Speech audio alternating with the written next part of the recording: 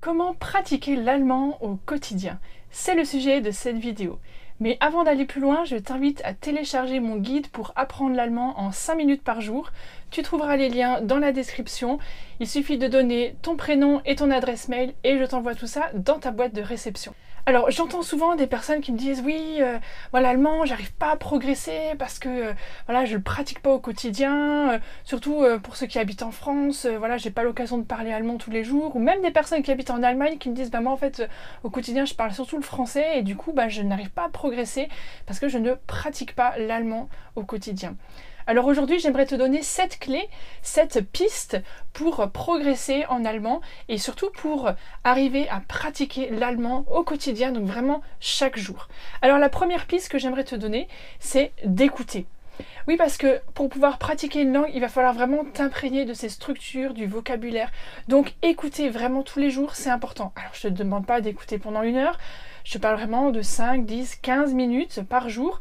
Tu peux écouter une chanson, tu peux écouter la télé, la radio, c'est un peu moins évident, surtout pour les débutants.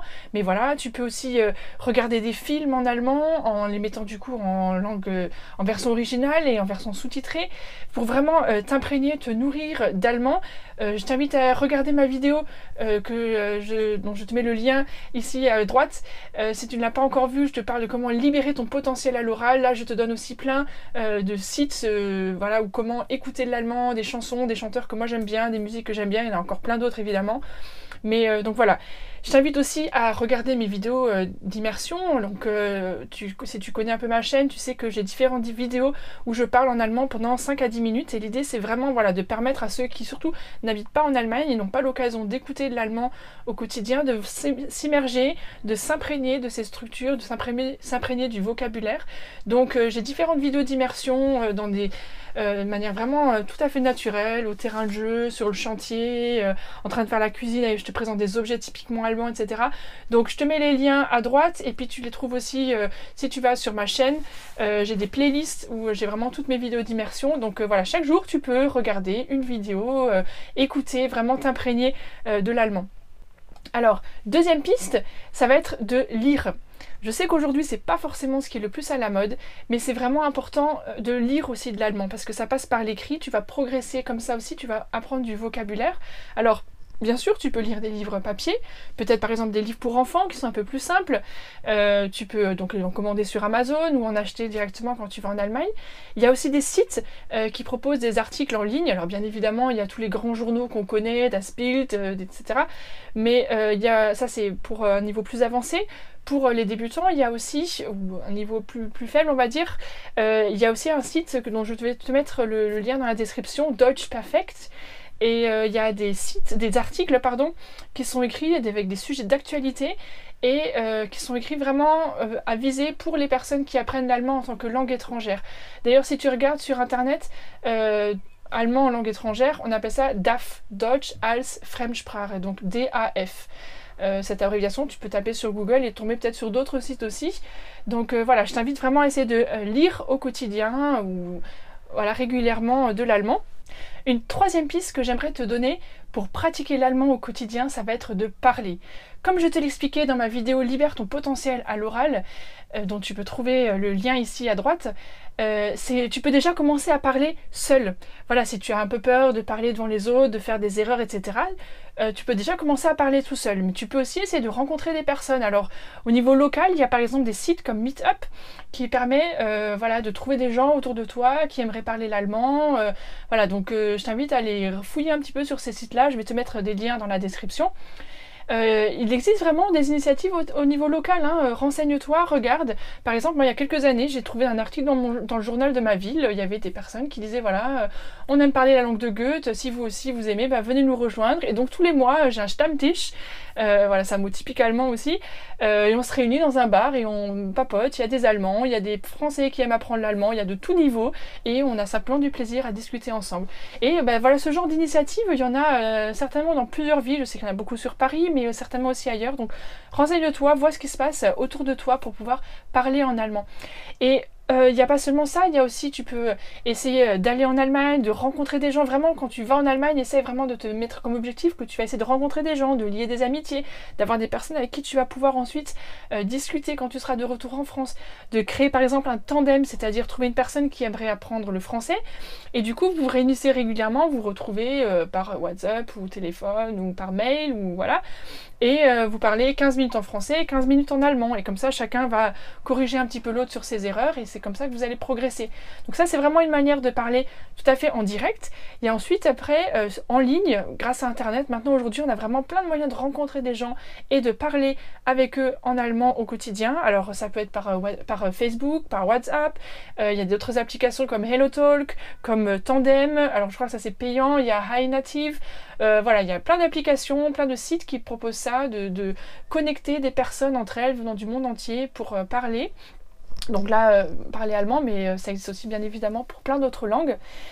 Et encore une fois, donc ça c'était la troisième piste de parler, mais ma quatrième piste que je te donne pour pratiquer l'allemand au quotidien est liée aussi avec Internet, puisqu'il y a plein d'applications pour t'entraîner en ligne, t'entraîner à l'allemand. Alors des applications, celle qui est très connue et qui est gratuite, c'est Duolingo.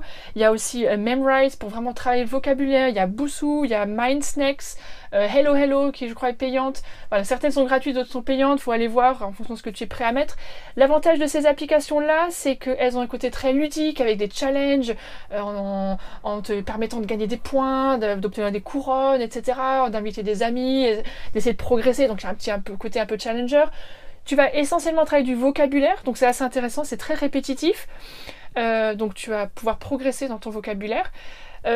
Pour moi, le petit bémol, je trouve que c'est des applications qui te demandent beaucoup de traduire, qui vont vraiment, par exemple, te donner une phrase en français, il va falloir l'écrire en allemand, ou te dire une phrase en allemand, il faudra la traduire en français. Donc ça fait vraiment beaucoup appel à la traduction. Et si tu as déjà téléchargé mon guide, tu sais que je ne suis pas forcément pour la traduction, parce que ça fait souvent perdre du temps, ça fait parfois faire des erreurs, et c'est pas ça qui va te permettre de penser en allemand, et donc vraiment de devenir fluide dans ton expression orale.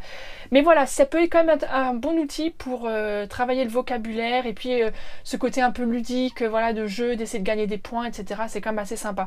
Donc je te mets les liens aussi dans la description vers ces différentes applications, ces différents sites. Voilà. Il y a aussi, bien évidemment, tu dois le connaître si tu es intéressé par apprendre l'allemand, il y a aussi des sites qui proposent des cours d'allemand en ligne avec vraiment un professeur. Donc là, c'est 1 heure d'allemand face à un professeur qui te donne des cours, etc., qui te corrige sur tes erreurs. C'est un cours individuel, bien évidemment, ça a un coût assez certain. Voilà, mais c'est des choses quand même qui existent. La 5e piste que j'aimerais te donner, c'est pour pratiquer l'allemand au quotidien, c'est de t'équiper. Alors t'équiper, c'est de différentes choses. T'équiper par exemple en téléchargeant une application de dictionnaire sur ton smartphone. C'est vrai que je suis pas forcément pour la traduction, dans la mesure où on va essayer vraiment de traduire mot pour mot, et puis de sans cesse être en train de penser français-allemand ou allemand-français. Mais voilà, par moment, quand il y a vraiment un vocabulaire dont tu n'arrives pas un mot que tu n'arrives pas à comprendre malgré le contexte, ça peut être quand même intéressant d'avoir un dictionnaire pour avoir une traduction. Il y a aussi des dictionnaires qui permettent de traduire dans le contexte. C'est intéressant aussi d'avoir un dictionnaire monolingue, donc vraiment un dictionnaire allemand, par exemple le Duden, qui existe voilà, sur internet ou en application, pour vraiment pouvoir t'immerger et essayer de comprendre le mot grâce à l'explication qui est donnée en allemand. Donc là, ça va être vraiment, ça va te faire appel à une compétence supérieure que juste chercher la traduction d'un mot. T'équiper aussi, c'est par exemple tout simplement de t'installer le clavier allemand sur ton téléphone ou sur ta tablette. Ce qui te permettra, quand tu communiqueras avec des personnes allemandes, germanophones, d'avoir un clavier en allemand, donc il te propose directement des mots en allemand, qui ne va pas tout te souligner en rouge comme des erreurs, qui aura aussi le S7, les A, O, U avec umlaut, etc.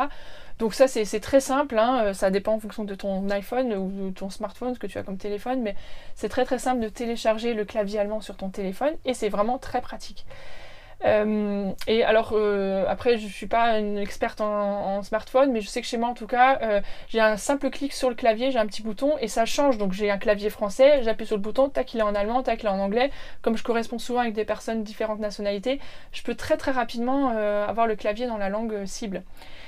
Une autre idée pour t'équiper, c'est, j'en ai déjà parlé dans ma vidéo de l'immersion, sur l'immersion, que tu peux retrouver en cliquant là sur le lien que je vais te mettre à droite. Donc c'est d'avoir des étiquettes sur les objets du quotidien. Donc tous les mots qui sont autour de toi, que tu ne connais pas forcément en allemand, bah, tu vas les étiqueter et comme ça ces mots-là tu vas les voir fréquemment et tu vas t'obliger aussi à les répéter, à les redire et puis tu vas les apprendre très très rapidement. Une dernière chose que j'aimerais te partager, toujours dans l'idée de s'équiper pour pratiquer l'allemand au quotidien, c'est ce petit répertoire. Alors moi, pour le mien, il a déjà quelques années, et en fait, tu vois, dedans, j'ai toujours noté les mots que j'apprenais au stylo, et la technique, c'est que je mettais la traduction au crayon de papier. Seulement si vraiment j'étais pas sûre d'arriver à le retenir, de m'en souvenir, et puis en fait, l'idée, c'est que dès que le mot est acquis, dès que je le connaissais, eh ben, je le gomme. Et donc voilà, sur certaines pages, bah, il y a encore des trucs qui sont au crayon de papier que je pourrais maintenant gommer. J'avoue, j'ai pas toujours pensé à le faire de manière régulière, mais l'idée c'est ça, c'est vraiment de t'imprégner des mots en allemand. Et donc je t'invite vraiment à faire ça, ce petit carnet. Et puis moi derrière, je m'amusais à noter aussi des expressions, des petites phrases que j'apprenais au quotidien. Alors je posais des questions, quand j'étais là-bas en Allemagne, souvent j'étais très curieuse, donc je posais des questions, je me demandais mais pourquoi c'est comme ça, c'est quoi la différence entre ça et ça. Et voilà, donc je t'invite à, si ça te correspond, à t'acheter ce même petit répertoire, tu vois, ça fait mon petit dictionnaire. Et j'ai un peu tous mes petits mots là-dedans qui sont inscrits, qui sont rangés par ordre alphabétique. C'est vraiment super pratique. Et oui, à l'heure du tout informatique, du tout PC, des tablettes et des trucs, je te conseille un truc. PC, papier, crayon, c'est top. Ça se range dans la poche, c'est génial. Voilà, le truc super moderne, mais il fallait quand même en parler. Moi, je l'aime trop, mon petit carnet. Alors, on continue dans les différentes pistes, j'en ai encore, tu vois, il y a plein d'idées vraiment, tu n'auras plus aucune excuse pour ne pas parler l'allemand au quotidien. C'est de te fixer des objectifs. Donc 6e piste, fixe-toi des objectifs. Par exemple, dis-toi, tiens, l'été prochain, je vais faire un petit séjour en Allemagne, je vais me faire un week-end avec EasyJet, on peut aller vraiment très vite à Berlin, ça coûte pas trop cher, ou je prends une semaine, voilà. Et donc du coup, eh bien, tu as un objectif, du coup tu vas vouloir progresser pour pouvoir parler avec les Allemands que tu vas rencontrer là-bas. Tu vas devoir faire une réservation pour la location, donc tu vas prendre contact avec le propriétaire, tu vas parler en allemand, tu vas chercher les annonces, donc tu vas lire des articles en allemand, tu vas regarder ce que tu peux faire sur place, donc ça va vraiment te donner un sens à ton apprentissage, c'est super important. D'ailleurs dans cette vidéo que tu as peut-être déjà vue sur la motivation, je te parle de l'essentiel, de l'importance de savoir quelle est ta motivation, pourquoi est-ce que tu veux apprendre l'allemand. Il y a plein de motivations différentes, mais c'est important de bien la cerner, parce que c'est ça qui, dans les moments où ça va être un peu plus dur, où tu n'auras plus envie, etc., va te dire non mais attends, moi l'année prochaine je vais une semaine en Allemagne, je veux pouvoir parler avec les gens que je rencontre là-bas, donc allez hop on y va, on se booste et c'est parti. Donc vraiment fixe-toi un objectif, ça motive, ça booste, et puis du coup voilà, le fait d'avoir un but, voilà, de pourquoi je veux l'apprendre, et ben ça va t'aider aussi à vraiment apprendre efficacement. Et donc dernière piste que je te donne maintenant, c'est de créer un rituel. Alors on parle souvent, je sais pas si tu as déjà entendu ça, qu'il faut 21 jours pour créer une habitude. C'est-à-dire qu'en fait, il faut arriver à faire quelque chose pendant 21 jours de suite pour que ça devienne vraiment naturel. Au début, on va devoir se forcer un petit peu, s'obliger, c'est un peu une contrainte, et puis finalement, en fait, après, au bout de 21 jours, on se rend compte que ça vient de manière tout à fait naturelle. Alors, j'avais participé, par exemple, à un challenge comme ça, qui s'appelait 21 jours, j'arrête de râler, et donc pendant 21 jours de suite, il fallait essayer de ne pas râler. C'était un sacré challenge, mais voilà, tu peux essayer de te poser comme objectif, allez, 21 jours, pendant 5 minutes, je fais 5 minutes d'immersion tous les jours. Alors 5 minutes par exemple où je regarde une vidéo d'immersion, où j'écoute une chanson en allemand, etc., comme je t'en parlais au début de cette vidéo. Et tu peux te dire par exemple je vais le faire 5 minutes en rentrant du boulot, ou 5 minutes le matin en me levant, ou 5 minutes sur les toilettes, pourquoi pas. Voilà, et puis ou alors comme objectif pendant 21 jours je vais envoyer un message en allemand à quelqu'un tous les jours, ou je vais essayer d'appeler quelqu'un tous les jours. C'est peut-être un peu plus contraignant, mais on peut essayer de le faire en 5 minutes. Voilà, donc fixe-toi un objectif pour les 21 jours prochains et essaye de le maintenir. Il y a des moments où ça va être plus dur, il y a des moments où tu vas vouloir arrêter, mais le fait de t'y tenir pendant 21 jours, ça va t'aider après à le faire de manière naturelle. Et puis une autre idée, ça pourrait être aussi le matin quand tu te réveilles, tu salues tout ce qu'il y a autour de toi. Guten Morgen, liebe Sonne, Guten Morgen, Badewanne, je sais pas, voilà, pour te mettre tout de suite dans le bain et te parler un petit peu allemand. Et puis une dernière petite idée aussi, un rituel que tu peux aussi créer, c'est en fait moi j'avais découvert ça quand j'étais en Allemagne chez notre ancienne jeune fille au père à Munich. À chaque début de repas en fait ils se prenaient les mains et puis ils faisaient une petite comptine, un Tischvers. Et en fait, c'était pour se souhaiter bon appétit. Donc il se donnait les mains et puis il faisait Fröhlich seis beim Mittagessen, guten Appetit. Voilà, pourquoi pas instaurer ça chez toi. Alors bien évidemment, il faut l'adapter. Si c'est le petit déjeuner, du coup, ça va faire Fröhlich seis beim Frühstücken, guten Appetit. Et si c'est le soir, du coup, Fröhlich seis beim Abendessen, guten Appetit. Donc Fröhlich seis beim, et donc le nom du repas. Donc fröhlich c'est heureux, hein, donc que la joie soit notre repas, etc. par exemple. Hein. Je te mets en tout cas le texte de cette petite comptine dans la description. Donc voilà, je t'ai donné tout plein d'idées. Bien évidemment, tu vas trouver ce qui te correspond le plus. C'est peut-être pas la comptine, c'est peut-être pas le répertoire, c'est peut-être pas telle application, mais c'est peut-être plutôt les vidéos, c'est peut-être plutôt les rencontres en direct sur Meetup, c'est peut-être plutôt la discussion sur WhatsApp. Il y a vraiment, tu n'as plus aucune excuse pour ne pas pratiquer l'allemand au quotidien, que tu habites en France ou que tu habites en Allemagne. J'espère que tu trouveras ce qui te correspond et que tu progresseras. C'est en tout cas mon souhait le plus cher pour vous et c'est pour ça que je fais ces vidéos. Et je t'invite donc à aller voir mes dernières vidéos en regardant les playlists avec les vidéos d'immersion, mes playlists aussi de méthodes où je te parle plus de comment apprendre. Voilà, il y a du vocabulaire aussi pour les débutants et tu peux t'abonner à ma chaîne en cliquant sur le petit logo qui est là ou sur ma tête qui va s'afficher bientôt. Et voilà, donc du coup tu recevras les notifications à chaque fois que je publie une vidéo. À très bientôt, tchuss, bis bald!